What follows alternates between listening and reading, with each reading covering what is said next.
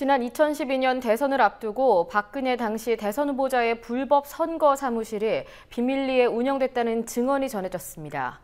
지난 10일 시사저널이 이 증언을 보도했지요.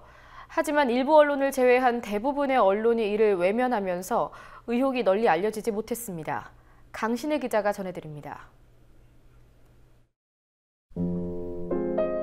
시사저널은 지난 10일 박근혜 2012년 대선 불법 비밀 캠프 드러나다는 제목의 기사에서 새누리당이 불법 비밀 캠프 14곳을 따로 운영했다고 보도했습니다. 2012년 대선 당시 박근혜 후보의 공식선거 사무소 이외에 서강 바른 포럼 등 외곽 조직이 불법 선거 운동을 벌인 사무실이 있었고, 이들이 여기에서 선거 자금 모금과 불법 SNS 활동을 했다는 내용입니다.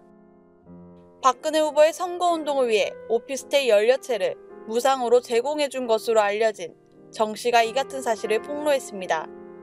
정 씨는 시사저널과의 인터뷰에서 문고리 4인방 중 한 명으로 지난 대선 때 선거운동을 돕다가 숨진 이춘상 보좌관이 불법 선거 사무실의 총괄 관리를 맡았다고 주장했습니다.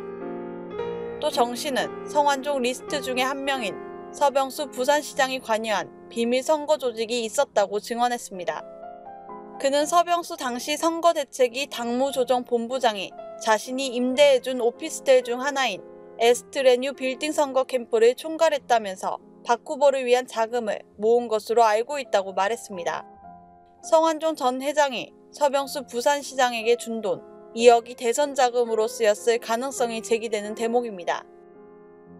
시사저널 보도가 나온 나흘이 된 오늘까지도 관련 내용을 제대로 다룬 언론사들은 찾아보기 힘듭니다.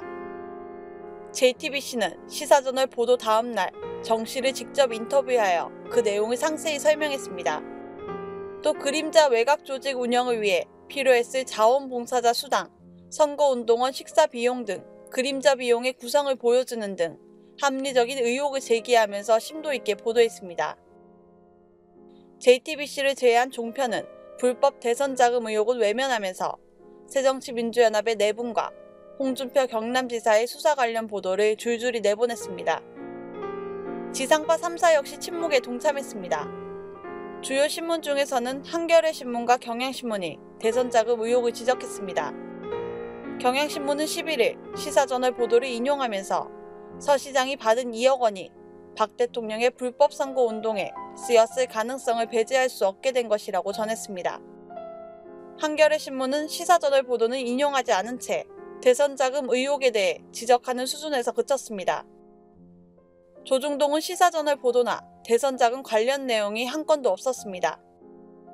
민원련은 살아있는 권력의 부정을 덮으려는 노골적인 충성 경쟁이라고밖에 이해되지 않는다며 불법 대선 자금 의혹에 대해 적극적으로 보도하라고 촉구했습니다. 국민TV 뉴스 강신혜입니다.